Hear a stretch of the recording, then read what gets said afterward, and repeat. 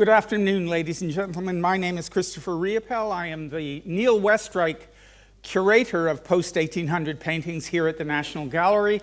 And along with my colleagues here, Christine Riding and Chiara Di Stefano, and our colleagues at the Metropolitan Museum in New York, the curators of Winslow Homer, Force of Nature. This largest exhibition of Winslow Homer's works that has yet been seen in Europe entirely, but which was a huge and notable success at its first venue in New York over the spring and summer. They are, of course, very, very different audiences for Winslow Homer in New York than in London. Homer, from his own lifetime, has been hugely admired and loved by American audiences, considered one of those artists who most fully understood the American experience, if you will, and defined it most poetically. Because he's been so popular in the United States, there are very, very few works by Homer outside the United States. There are exactly 4 in all of Europe. 1 in the Musée d'Orsay in Paris, 3 that the Baron Thyssen acquired during the 70s and early 80s for his museum in Madrid, paying by that point very large sums. So he is coming to us as someone new, but someone whose particular take on American life, America's relationship with the Caribbean and with Europe, and his continued fascination with conflict and its resolution and how art can participate in that are very important indeed. He's born in Boston in 1836. He comes from a middle-class family. There's an interest in art. His mother is an amateur watercolor painter, his father in business. And he shows an early propensity for art.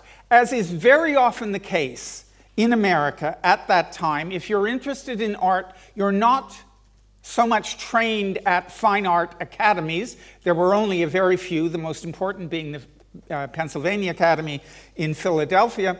As you were trained in printmaking and illustration for publications, for newspapers, for magazines, for advertising. That is, you were taught a commercial skill. That certainly is how Winslow Homer first learned how to make images, and he looked forward to a commercial career in art. For him, and for many artists indeed, the first opportunity, I don't like to use that word, but it comes with the launch of the American Civil War in 1861. His skills in doing woodcut prints were recognized by Harper's Weekly, one of the largest magazines of the time, situated originally in Boston and then in New York. At that point, the Civil War was being very much photographed. It was perhaps the war most photographed to that point in history. However, the technology did not yet exist to reproduce photographs in their hundreds and thousands in newspapers, magazines, etc., etc. And so throughout the Civil War, American publications depended upon trained illustrators like Winslow Homer to provide the imagery that they provided for their audiences. And what we see at the very beginning of Winslow Homer's career is him forging his credentials as a journalist, as a visual journalist, to provide imagery for the illustrated press, but also as a fine artist. And we see the perfect conjunction in this rather horrifying pair of images, Sharpshooter of 1863. Homer was, as we would say today, it certainly wasn't the word used in the 1860s, he was embedded with the Union, that is to say the Northern Army, on the Virginia front, directly facing the Confederate Army of the South, opposite it. And this wood engraving on the left and the painting of the same subject, and they are in fact almost exactly the same size, are, as you can see, very closely related. The painting is, in fact, we know, Homer's first oil painting. Which came first, or were they done simultaneously in some way, has been a subject of debate. But what it shows is a Union soldier who has climbed a tree, who has a brand new rifle, and that rifle has a very modern invention, a scope on it, which allows him to sit in that tree and pick off Confederate soldiers from up to a mile away. Homer was fascinated but also horrified by this. He said it was the closest thing to murder he had ever seen. But what it does show is his ability as a journalist, first of all, to focus in on prime moments in any scene he was looking at. Reduce everything else, take everything else away except for that prime moment of most shock, if I can put it that way. And of course, both the engraving and the painting are pretty shocking images, but this kind of power in editing down to the strongest single image will remain a standard throughout Homer's career. Those of you who've seen the exhibition know that it starts off with very small paintings. This is quite small.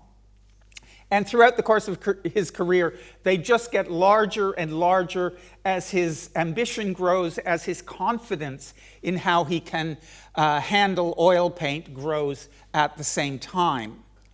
Immediately as the war ends, he undertakes his most ambitious painting yet, Prisoners at the Front of 1865, and you remember that the American Civil War ends with Union victory in April of 1865, followed really only a week later on Good Friday with the assassination of Abraham Lincoln.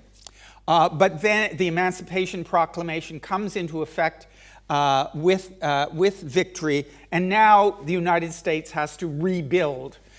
North and South have to be brought back together, and Homer's argument for that reconciliation is the first of his really ambitious picture, Prisoners at the Front, showing on the right a Union officer, a Union general from the North, young, handsome, virile, who is facing a rather ragtag group of prisoners from the Confederacy. But one of them, closest to him, even in fact a little taller than him, is this Confederate officer whom we see here. Very gallant, very handsome, very romantic even. I sometimes think he looks like a Wagnerian figure. He looks like Tristan or something like this. And they are facing, we know that there are the two of them, they both have arrived, as it were, on white horses. This one with the flag of surrender above the horse. But what Homer is telling us is that they are now equals. And if America is to reconstruct, is to rebuild, then that equality has to be taken as the given. These young gentlemen will be the ones to build the nation. And so you have this surprisingly simple composition of just a lineup of people staring back and forth. It would be my argument that Homer's model for this is Gustave Courbet's Burial of Ornave about 15 years earlier, this enormous picture in Paris, which from the moment it was first shown was the most controversial contemporary painting in the world. The argument was that Courbet had overthrown all the standards for history painting. Who's more important here than the others? History painting was always based on hierarchy. You immediately saw who was most important. But Courbet makes that entirely ambiguous in this scene, a huge scene, of a whole village turning out for a funeral.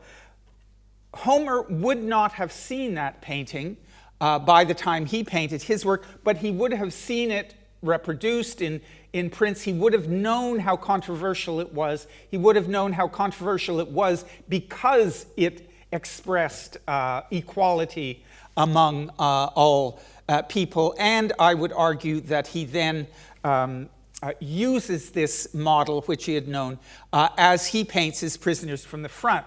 Now, if I can go back for a moment, in 1867, Prisoners at the Front is one of some 80 paintings by Americans that the United States sends to the Universal Exposition in Paris in that year. And it is the whole choice of pictures, including many, many images of the Civil War, is very, very pointed on the part of the United States, on the part of the victorious Union in the North, saying basically to both France and England, you chose the wrong side in the Civil War. You both, while neither recognized the Confederacy, both essentially supported the Confederacy. And this display of imagery of Union victory was very much about saying, well, we won, we're now back in charge, and you're going to have to deal with us from now on. Interestingly, the art was the least part, in a funny way, of the American presence at the Universal Exposition. Most noted by everyone was a steam locomotive sent over from New York that was 3 times larger than any steam locomotive in Europe anywhere. So saying, you're going to have to deal with us now. Interestingly, this picture was particularly praised by the French critics. They compared it to the finest French art of the day. They said that this young 26, 27-year-old man, Winslow Homer, was the Jean-Léon Gérôme of America. Jean-Léon Gérôme at that point was the greatest French history painter and the commissioner of the Universal Exposition. So for the French critics to say he is their Gérôme was huge praise for a young artist. Homer stays a year in Paris. He sees everything he possibly can of contemporary French and European art. And then he goes home at the end of '67 and never goes back. But that knowledge of contemporary European art, of French art in particular, was extremely important to him. That is certainly the case with this work, A Veteran in a New Field. You see it's a Union officer. There is his old military jacket tossed to the ground as he's now returned from the fields of war to his own field, and for the first time in 66, or 65 or 66, is harvesting his own golden sheaves of wheat. It becomes a symbol of rejuvenation, regeneration of America taking off again after the war. And I believe, I would argue that he had seen the possibility of this kind of agrarian symbolism, of using a worker in the fields to symbolize much broader things of society, came directly from the work of Jean-François Millet, who's the sower you see here. That picture had been in Boston, where Homer is from 1855. The painter Hunt had brought, I think it's 14 or 15 Millets back, as well as other French contemporary paintings, from his own studies in Paris. And Homer was part of that circle, seeing these most avant-garde French paintings and thinking about them and talking about them. So before he ever got to Paris, in fact, he was aware of things that the French were doing and aware of how he might be able to use them. After the war, he becomes very concerned with what is now going to happen, very concerned with looking at how America is going to reinvent himself after the cataclysm, the worst war in American history, including the First and Second World Wars. And he goes back, often back down south, often back down to Virginia to see what's happening with Black Americans after emancipation. And this is one of the more famous pictures. He produces then a visit from the old mistress, the older white women visiting the formerly enslaved, but now looking at one another as equals. Again, he's exploring that notion of equality. It is the exact same composition as Prisoners from the Front. And we sort of call it his reconciliation composition, as she looks at them and they look at her, and they're all on a single plane. His other great concern after the war is over, he finds a remarkable subject matter in children, particularly young boys. They are the future. How are they going now to be brought up? How are they going to come to understand their role in the new America? Snap the Whip, this child's game, is one of the most famous of those images, much beloved of Americans who tend to think of it as very, very sweet. We, in our exhibition, question, is it really that sweet after all? Is it not influenced, in fact, and this was a lively issue in Boston, influenced by Darwinian theories of survival of the fittest, that certain people in an impersonal universe, certain people are going to be tossed aside. As is the young lad at the end. Perhaps it's not as sublime an image as we like to think. And indeed, Boston, Harvard in particular, with Louis Agassiz, the great geologist, who was looking for a way around the fatalism of Darwin's imagery, was lecturing yearly,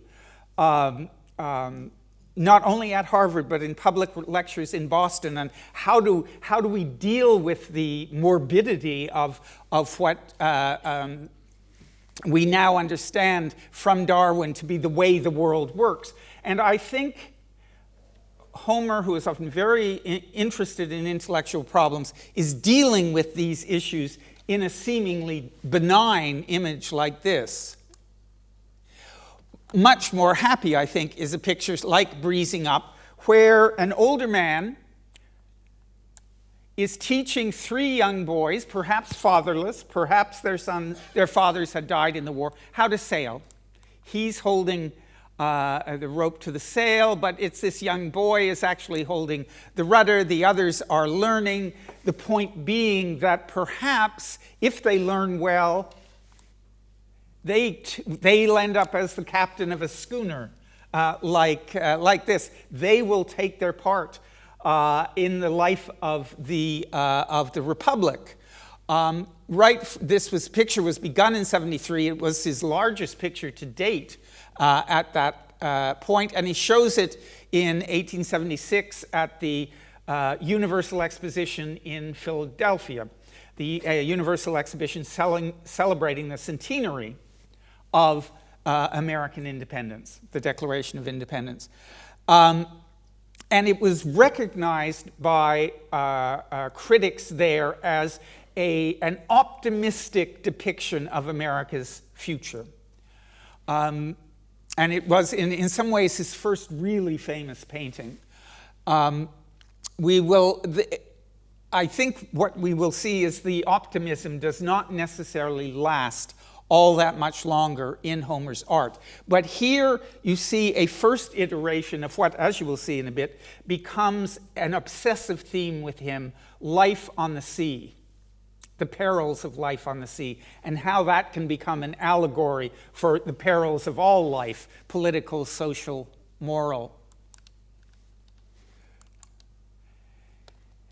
He paints this picture, the cotton pictures, in 1876. It's another one of his trips down south again to see how black Americans are surviving. And it's this very grand, sad, but also poignant image of two black women who are picking cotton, probably the same work they did before emancipation, but now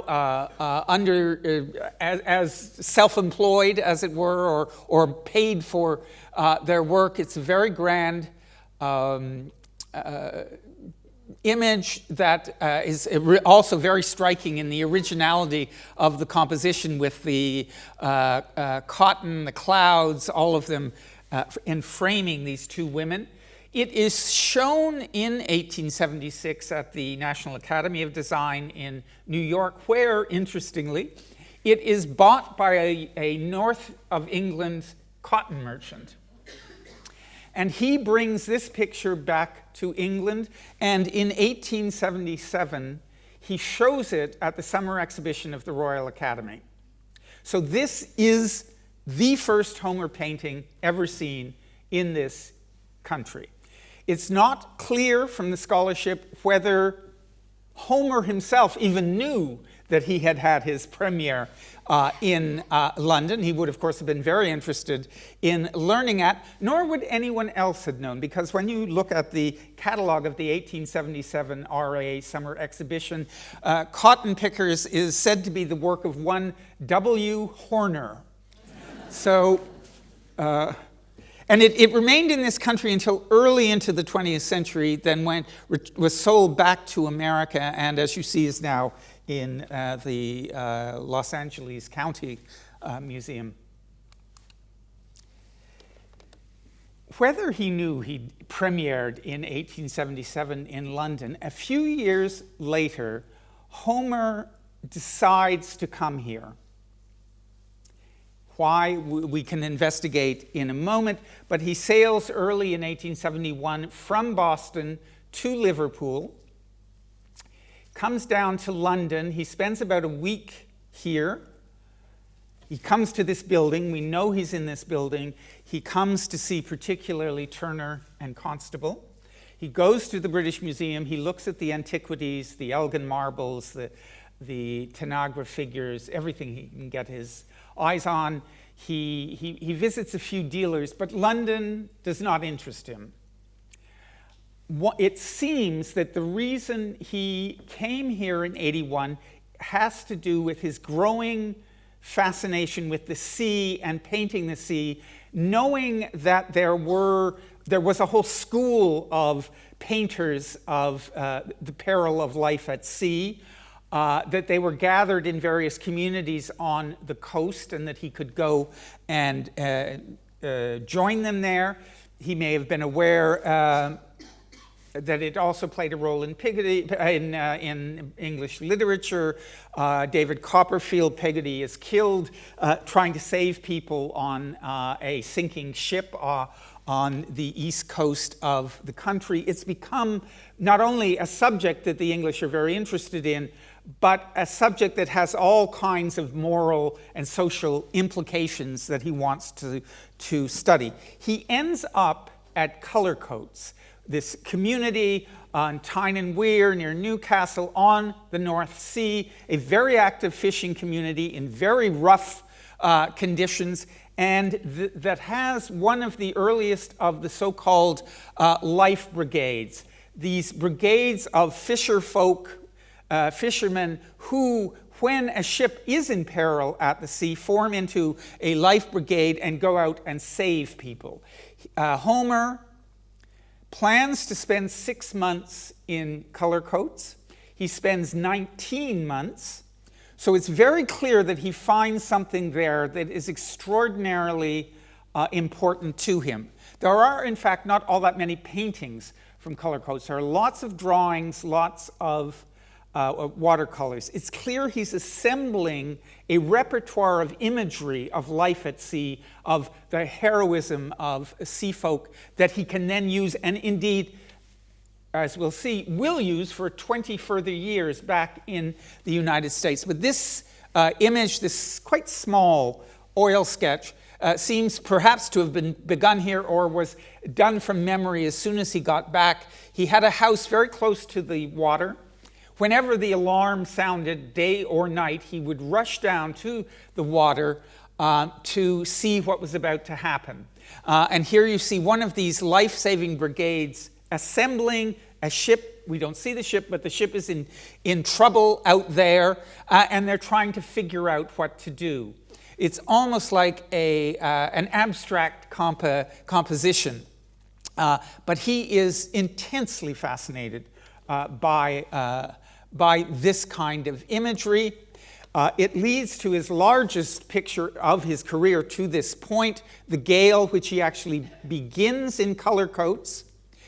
On his way, after the 19 months there, he stops in London and shows it at the 81 summer exhibition at the RA, and then returns to New York with it, where he completely repaints it. Not completely repaints it, that's wrong. He repaints it. We know from x-rays, etc., that there are many, many more details in the first version of the picture, in what he showed at the RA. There's a house on the right, there's a boat on the rocks on the left, there's all kinds of anecdotal details scattered around. But when he gets back to New York, and he's very conscious, it's as if the most important painter in Britain suddenly disappeared for 2 years. He was one of the most important and famous painters in America who suddenly disappeared for 2 years. So this is the picture he brings back to say, this is what I've been doing. What he does before he shows it at the National Academy is to take out all of those extraneous details. He reduces the image. It remains the same size, but he reduces it just to this heroic woman, her baby strapped on her back, assaulted by the waves and the wind and the rain, standing precariously on the rocks, looking out, is my man coming back? Kind of thing. Everything but that central image removed. And this takes us right back to the beginning of his career, to something like Sharpshooter, where everything extraneous disappears and you just get that, as it were, punch in the gut of an essentially very simple image. And this too is hailed in America in 82 as a great triumph, a great new step forward in American painting. And he keeps going back to this imagery of heroism and rescue from the force of nature, if you will. The great Philadelphia Lifeline of 1885, the lifeline, the buoy was a kind of rocket that when a ship was in danger would be shot out and sort of hook onto the ship, and thus allow the lifesavers to pulley their way out and then pulley their way back with the person they're saving.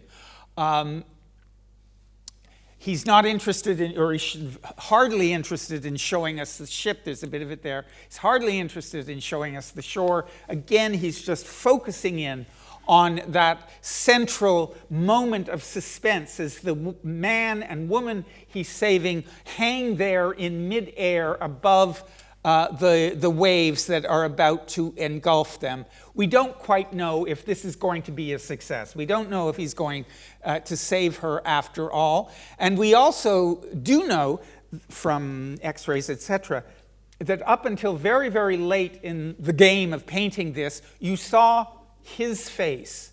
But at the last minute, he does this very mysterious thing of having her scarf, her brilliant red scarf, blow up and hide his face from it. So it's almost as if he's an unseen force acting on her. And I think it is an extraordinarily powerful painting, but that one touch of red intensifies it greatly. Homer continues back in the States to explore this imagery of life-saving. Here, the following year, he insists to us that this is an event he's actually seen, witnessed on the coast in New Jersey, probably close to what's now Atlantic City. 2 women are drowning in the undertow of the ocean. 2 men from now what is an American life-saving brigade rush out to save them. As I say, he insists that he saw this, and yet he repeatedly restages it in his studio. In fact, he has his brother come while he's painting these live models in his studio and throw pails of water over them so he can get it. He is also, of course, thinking of perhaps something he saw in London, the Elgin marbles, thinking of those relief compositions of the Elgin marbles, thinking of the heroic nudity of Greek sculpture, and this is his only case of heroic nudity, as he shows this very dramatic scene with very theatrical gestures as well, particularly on the part of the man at the left. I must say, it is a very powerful picture. I find it unconvincing. I mean, it's so self-conscious, I find. It is less convincing than something like the Lifeline, but has long been recognized as one of his key works. This is another, as he continues to investigate, there's less and less land in his work, more and more water, almost as if it were our natural element. Fishermen out on the Grand Banks. He's had quite a successful day. The size of those, I think they're thought to be halibut. But the fog warning sounds from the mothership, which you see there. He hears it, he turns. He realizes how far he is away from it. Is he going to get back as that great arm of cloud comes to engulf him? Is he going to be able to save himself? Homer does not tell us. He suspends us in the middle. We're not sure what's going to happen, but it is another of those astonishing elemental images that he creates of sea life. There, I just show you the room in the exhibition with several of these highly dramatic and brilliantly painted pictures, which, as you see, are getting larger and larger as we go along. He also is becoming more and more of a recluse, living on the coast of Maine, builds a rather eccentric shack on the rocks on the beach on the coast of the Atlantic at Prout's Neck in Maine. He's there more and more on his own. He puts up a big sign on the door, "Snakes, snakes, danger, keep out," and talks to fewer and fewer people. But it's pretty miserable there in the winter. And so in 1885, he starts going down to the Caribbean.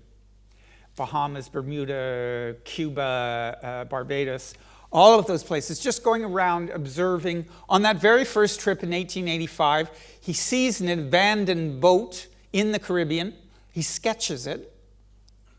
At some point, he comes back and I suppose he's imagining, what must it be like if people are abandoned on this boat? And you see a couple of figures seemingly pushed in there. But basically, he puts this aside for 15 years until all of a sudden, in 1899, he comes up with what is now recognized as perhaps his greatest work, the Gulf Stream. He is going back, as I say, every year. He is doing, and finally, at the end of the century, he uses this boat as the central motif in a large picture showing a lone black man on that wrecked boat, sugarcane on the boat, but now clearly in danger of the worst kind, surrounded by sharks. The water spout is moving in at the upper right.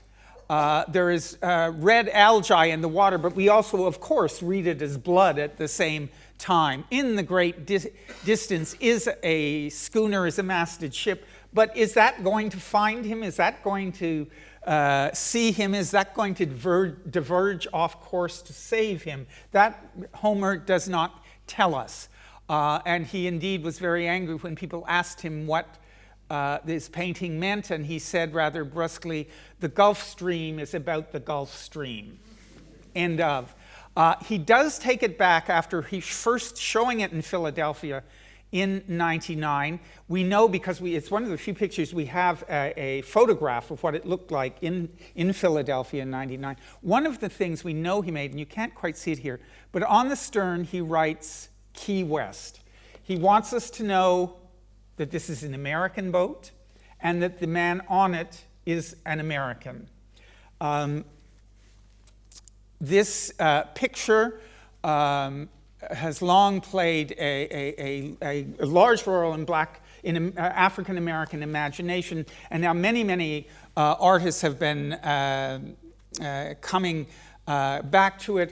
You will remember that 3 years ago, right before the pandemic, Kara Walker did her great work in the Central Hall of Tate Modern, her Fons Americana, her Fountain of America, and this motif is the first one you see in 3 dimensions on the bottom of her fountain. Kinde Wiley, another African-American artist, recently had an exhibition here in which he also evokes this picture, and it has come to, in its irresolution, we know that this is a dire situation, but we don't quite know what it means, has come to now be seen as arguably the central work of Homer's entire career, arguably the work we have to work very hard to figure out.